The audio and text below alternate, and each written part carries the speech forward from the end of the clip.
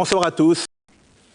On en vient à notre feuilleton. Il est consacré à l'association Boom Calico qui fait de l'éducation par l'image. Elle initie par exemple des écoliers du primaire aux techniques audiovisuelles. Ils ont appris à faire des courts-métrages. C'est cette opération que nous s'ouvrons cette semaine.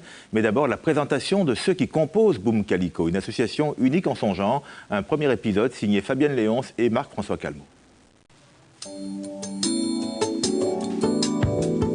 Du simple coup de crayon au dessin animé couleur locale, il y a un monde qu'une association singulière a osé parcourir et faire découvrir. Nous sommes dans l'univers de Boom Calico, celui d'une équipe motivée et audacieuse. Elle a parié sur l'idée inédite d'apprendre à des élèves d'école primaire à être leurs propres concepteurs et producteurs d'animation de ce genre. Une aventure fabuleuse qui débute en 2009 avec un personnage central, Cathy. Ils sont super contents. Tu peux appeler Steve, oui, pour pouvoir définir pour l'Atrium, ok, pour la fin d'année aussi. On doit le voir, il faut qu'on le voit. Enfin, juin. Ah, juin, d'accord. Et dans les tâches obligatoires du jour pour Cathy, la préparation du matériel destiné à une école de Fort-de-France.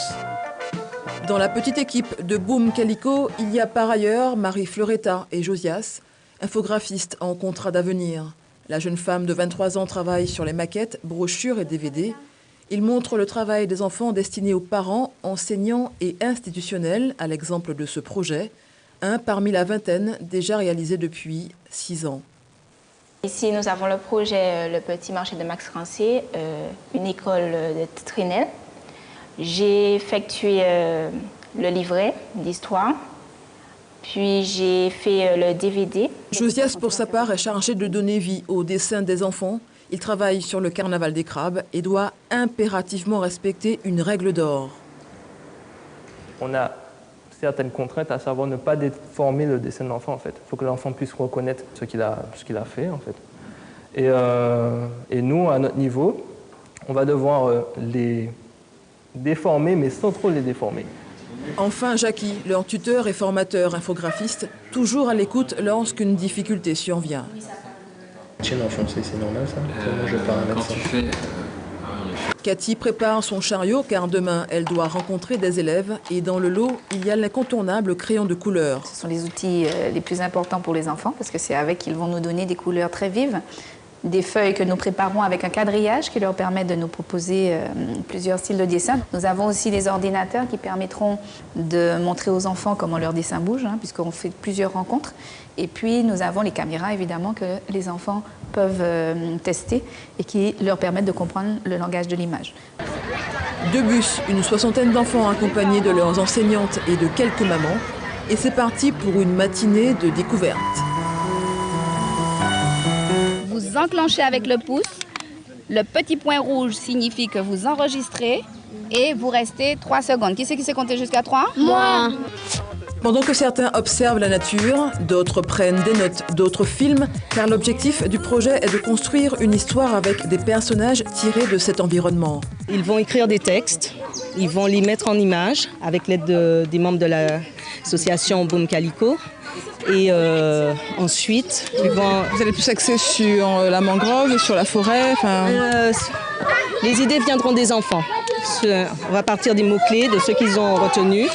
Et puis, c'est eux qui vont concevoir l'histoire en elle-même du dessin animé. Cathy et la maîtresse doivent se revoir pour faire aboutir ce projet. Mais déjà, elle doit se dépêcher. Cathy est attendue dans une autre école. Valérie et Marie Fleuretta ont rejoint Cathy à l'école primaire Eugène Revers à Fort-de-France. Elles ont rendez-vous avec une classe de CE1, une vingtaine d'élèves. Ils connaissent déjà l'équipe. De très jeunes qui ont travaillé l'an dernier avec Boom Calico sur un dessin animé. Et cette année, les mêmes élèves avec une nouvelle enseignante se lancent donc dans un nouveau projet autour d'une poésie espagnole. Et les enfants doivent, à partir de cette langue étrangère, travailler leur imagination. Plus de détails noir, regarde. À côté du dessin, il y a 3 autres ateliers. Avec Valérie, l'élève enregistre sa voix. T'as une petite poésie à réciter? Silence, on tourne. Ama, Sayen, Matundo et les autres sont également invités à manier la caméra avec Cathy.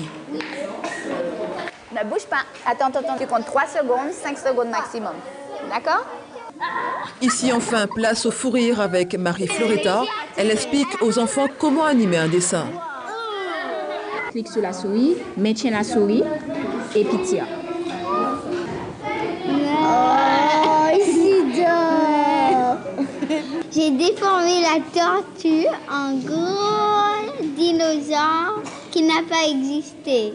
Dans le domaine du dessin animé, animer un dessin d'enfant, ça paraît simple, mais pas tant que ça.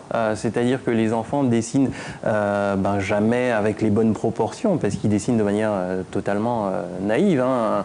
Un bonhomme avec un pied, ça ne les gênera pas plus que ça. Sauf que derrière, il faut animer un bonhomme avec un pied. Ces élèves de CE1 travaillent depuis l'an dernier avec l'association Boom Calico, à l'éducation à l'image. Ils ont fait leur propre création audiovisuelle. Leurs dessins s'animent donc et Cathy, Valérie et Marie Floretta sont venues leur montrer le résultat final, un court-métrage d'1 minute.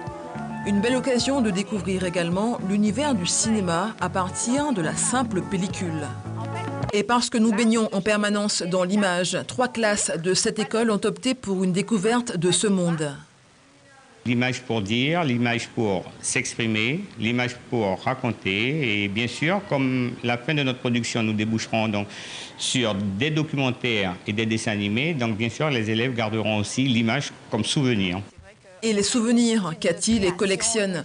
C'est au siège de son association que nous la retrouvons, avec des livrets.